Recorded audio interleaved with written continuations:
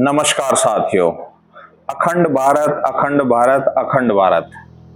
भारत में इस बात को सुनते सुनते जो हैं वो कान भी पक गए हैं और भारत में कई नेता इस बात को कहकर चले भी गए हैं और आज भी इस राग को जो है वो पूरी राजनीतिक तरीके से जो है वो लोगों के सामने पेश किया जाता है। और भारत में अब इसको जो है एक जुमले की तरह रह गया है कि भारत जो है वो अखंड भारत बनेगा। कई बार ऐसे मौके भी आए हैं भारत के पास कि जब हो सकता था कि जो है वो अखंड भारत बन जाए। कारगिल के समय भी ऐसा मौका आया। उसके बाद अगर हाल ही में हम बात करें तो ऑपरेशन जो सिंदूर हुआ था, भारत ने पाकिस्तान के ऊपर हमला किया था, तब भी भारत के पास ऐसा मौका आया था कि भारत अखंड भारत बनने की ओर एक कदम चल सकता था। वैसे तो भारत जो है अखंड भारत में पूरे पाकिस्तान, पूरा बांग्लादेश, अफगानिस्तान तक की सीमाओं को जो है भारत अखंड भारत कहता है। लेकिन शायद हो सके कि ये सपना जो है भारत का पूरा हो। लेकिन आज हम जिस देश की बात कर रहे हैं वो जरूर अपने आप को अखंड बनाने की ओर चल चुका है और उनकी कई 100 सालों से जो है ये बहुत लंबी प्लानिंग हो रही है। तो आज हम अखंड इजराइल की बात कर रहे हैं, जिसको वो लोग जो हैं वो ग्रेटर इजराइल कहते हैं। और ग्रेटर इजराइल का जो सपना है वो यहूदियों के लिए केवल एक सपना नहीं है। यहूदियों की जो बाइबल है, जिसको तौरात कहते हैं, उसमें साफ साफ ये बात लिखी हुई है कि ईश्वर ने यहूदियों के साथ वादा किया हुआ है कि मिस्र की नील नदी से लेकर और इराक की यूफ्रेटिस नदी तक ये पूरा का पूरा क्षेत्र जो है वो यहूदियों का क्षेत्र है। और जब इस बात को यहूदी कहते हैं कि ईश्वर ने उनके साथ वादा किया हुआ है और बाकायदा उनकी जो धार्मिक पुस्तक है तौरात, उसमें इस बात का पूरे तरीके से जिक्र है और साफ साफ लिखा हुआ है कि ये पूरा का पूरा इलाका जो है एक दिन यहूदियों का होगा। तो इसका मतलब ये है कि यहूदी आज भी अपनी बात के ऊपर पूरी तरीके से टिके हुए हैं। भारत में तो ये किसी किताब में लिखा हुआ नहीं है। ये एक कल्पना भारत में सिर्फ की जा सकती है कि अखंड भारत होगा। लेकिन यहूदियों को उनके ईश्वर ने इस बात का वादा किया हुआ था कि एक दिन तुम्हारा ये जो लेबनान देश है ये भी तुम्हारा ही होगा, सीरिया ये भी तुम्हारा ही होगा, इराक ये भी तुम्हारा ही होगा, ईरान ये भी तुम्हारा ही होगा, लेबनान ये भी तुम्हारा ही होगा, जॉर्डन ये भी तुम्हारा ही होगा।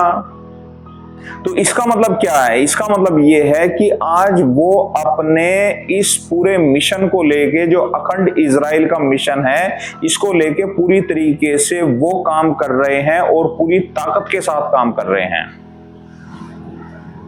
इस समय इजराइल केवल ना फलस्तीन के साथ टकरा रहा है, लगभग इजराइल जो है वो पूरे के पूरे अरब देशों के साथ इस समय भिड़ा हुआ है।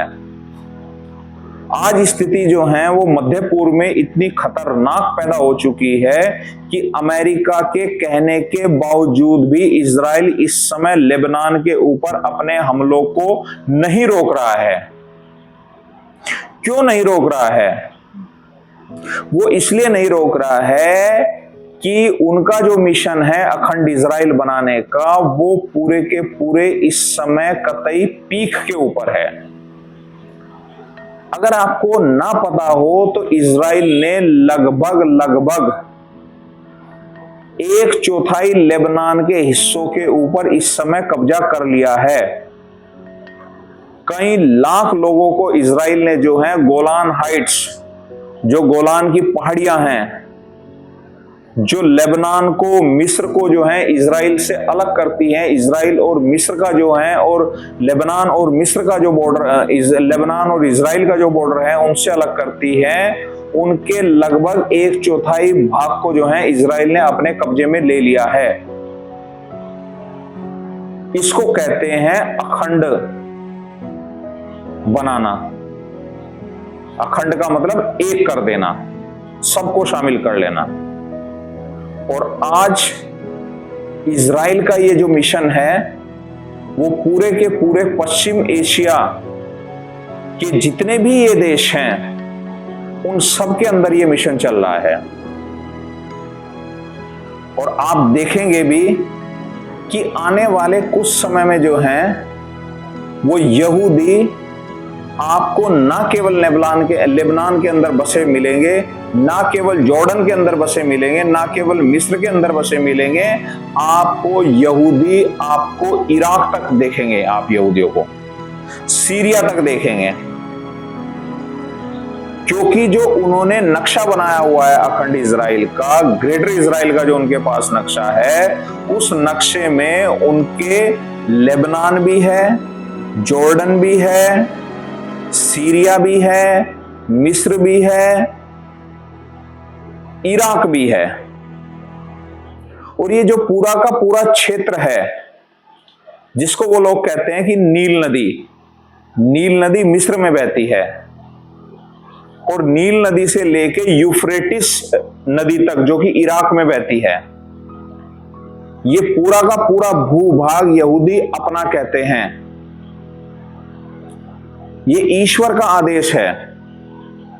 इसका मतलब ये है कि यहूदी आज ईश्वर के आदेश को मान रहे हैं। और आप इस बात को मान के चलिए कि दुनिया में केवल एक देश ऐसा यहूदी है, एक कौम केवल ऐसी यहूदी है जो देश के ऊपर जब खतरा मंडराता है तो पूरी दुनिया से जो है वो लौट कर अपने वापस देश आ जाते हैं देश की रक्षा करने के लिए। यहूदियों में और हिंदुओं में कोई ज्यादा फर्क नहीं है।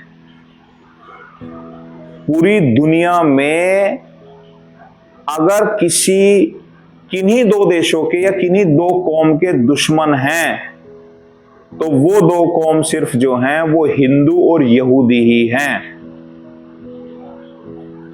आप उठा के देख लीजिए, चरमपंथियों द्वारा हिंदू पूछ कर किसको मारा जा रहा है? चरमपंथियों आतंकवादियों द्वारा, मुस्लिम आतंकवादियों द्वारा जो हैं वो जातियां पूछ कर जो हैं किसको मारा जा रहा है? या तो हिंदुओं को मारा जा रहा है या यहूदियों को मारा जा रहा है। अगर आप ये सोचते होंगे कि यहूदी और हिंदू कुछ अलग हैं, यहूदी और हिंदू अलग नहीं हैं। इनके दुश्मन इस्लामी टेररिस्ट हैं और यही चरमपंथी, यही इस्लामी टेररिस्ट जो हैं वो हिंदुओं को भी उसी टारगेट के ऊपर रखे हुए हैं और यहूदियों को भी उसी टारगेट के ऊपर रखे हैं। बिल्कुल सेम समस्या से जो है इजराइल जूझ रहा है और उसी बिल्कुल सेम समस्या से भारत जूझ रहा है। भारत का आप कश्मीर समस्या उठा के देख लीजिए और इजराइल की आप जो है वो फिलिस्तीन समस्या उठा के देख लीजिए। आपको रत्ती भर 1 इंच भी किसी पैटर्न में आपको फर्क नहीं नजर आएगा। दोनों के दुश्मन एक हैं और इजराइल ने अपने दुश्मन को पहचान लिया है। इसीलिए इजराइल जो है अब उसी रूप से, उसी ताकत के साथ कार्रवाई कर रहा है। लेकिन भारत अभी दुश्मन को पहचान नहीं रहा है, शुतुरमुर्ग की तरह बैठा हुआ है। और जितनी जल्दी आप दुश्मन को पहचान लेंगे उतनी जल्दी अपनी कौम को सुरक्षित कर लेंगे। केवल 1 करोड़ यहूदी हैं बस, जिन्होंने पूरे के पूरे 56 मुस्लिम देशों का जीना हराम करके रखा हुआ है। और आप इस बात को 100% मान के चलिए कि भारत का तो अखंड भारत बनने का सपना पूरा होगा या नहीं पूरा होगा, ये तो एक भविष्य की गर्त में छिपा हुआ है। लेकिन आप इस बात को 100 से 101% मान के चलिए कि अखंड इजराइल का सपना अभी कुछ ही सालों में पूरा हो जाएगा। उम्मीद है आपको वीडियो पसंद आई होगी। वीडियो को ज्यादा से ज्यादा शेयर करें, चैनल को सब्सक्राइब करें। धन्यवाद।